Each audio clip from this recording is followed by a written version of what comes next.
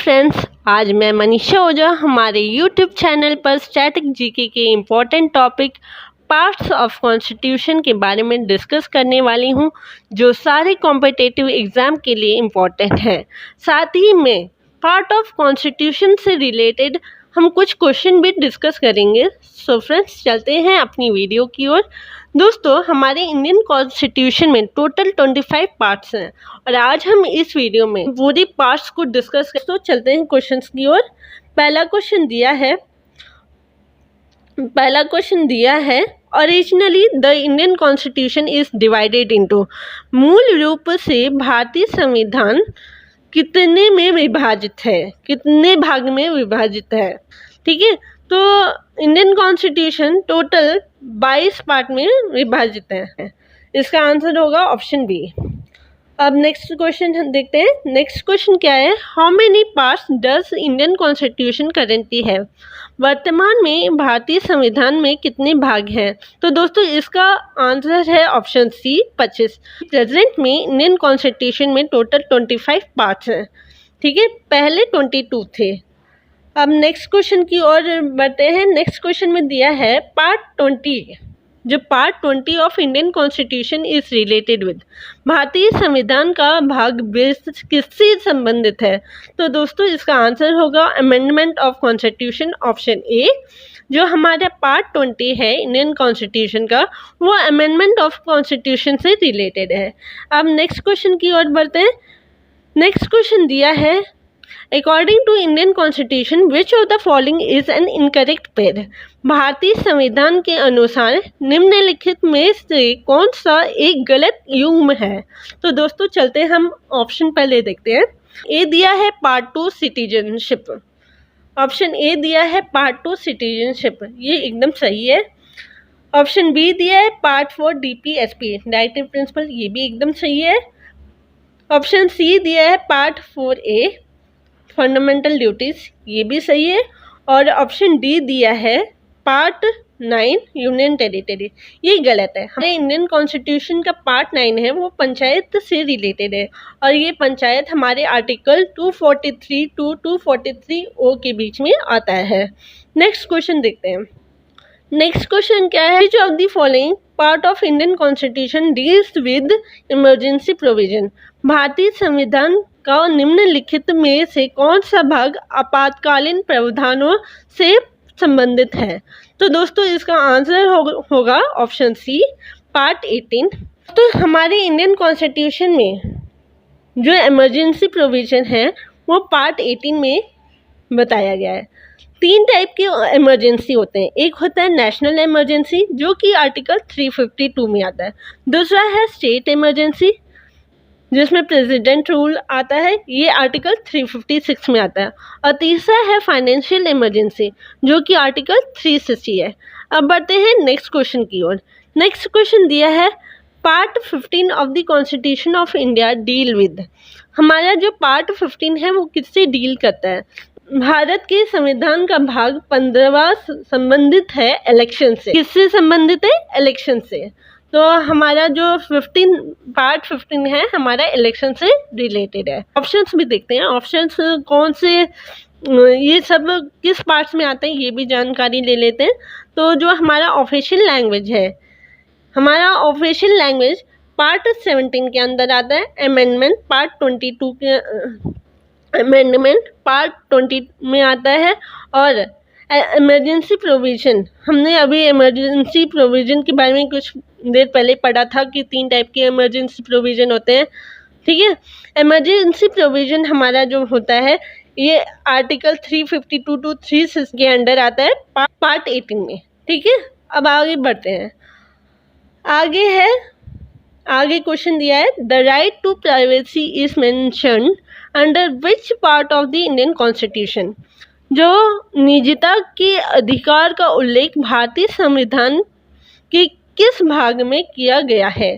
तो दोस्तों, इसका आंसर है ऑप्शन डी पार्ट 3। चलिए इसके बारे में कुछ पढ़ लेते हैं। ऐसी article 21 of the Indian constitution से that no person shall be deprived of his life और personal liberty except according to the procedure established by law. दोस्तों आर्टिकल 21 कहता है कि कोई भी इंसान अपने लाइफ, अपने जीवन या अपने फ्रीडम से तब तक वंचित नहीं रह सकता जब तक कोई लॉ बोले ना। ठीक है, अब आगे बढ़ते हैं अगले क्वेश्चन की ओर। अगला क्वेश्चन दिया है विच part of Indian constitution deal with union territories. भारतीय संविधान का कौन सा भाग केंद्र शासित प्रदेशों से संबंधित है? तो दोस्तों इसका आंसर है ऑप्शन सी, पार्ट 8। पार्ट 8 में इंडियन कॉन्स्टिट्यूशन के अंदर यूनियन टेरिटरीज के बारे में बताया गया है। अब बढ़ते हैं अगले क्वेश्चन की ओर। Which part of the constitution Panchayati Raj related provision have been implemented. संविधान के किस भाग में पंचायती राज संबंधी प्रावधानों को लागू किया गया है?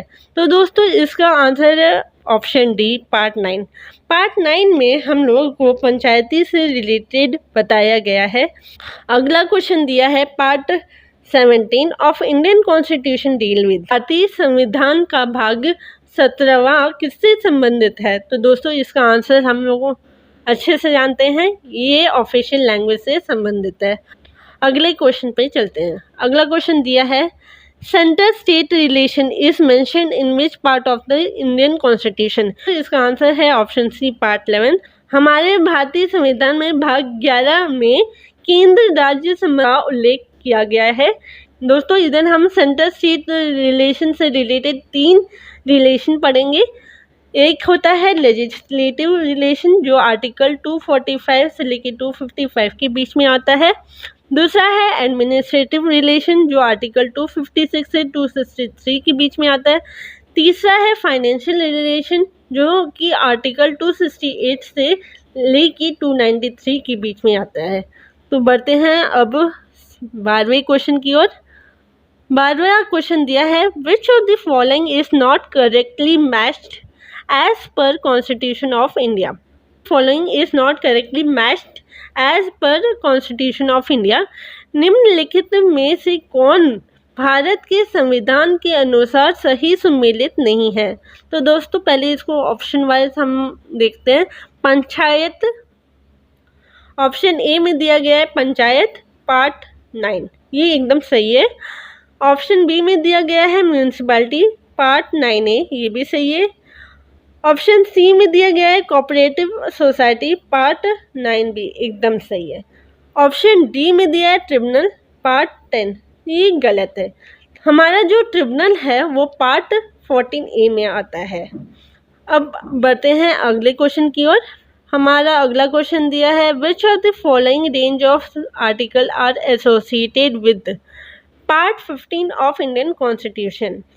निम्नलिखित में से कौन सा लेख भारतीय संविधान के भाग 15 से जुड़ा है? तो दोस्तों ये आर्टिकल 324 टू 329, जो हमारा आर्टिकल 324 टू 329 है वो हमारे पार्ट 15 से रिलेटेड है।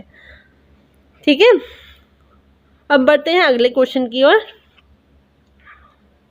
अगला क्वेश्चन दिया है which is the only part of the constitution that has been completely removed. संविधान का एकमात्र हिस्सा कौन सा है जिसे पूरी तरह से हटा दिया गया है? तो दोस्तों जो हमारा पार्ट 7 है वो कम्प्लीटली हटा दिया गया है।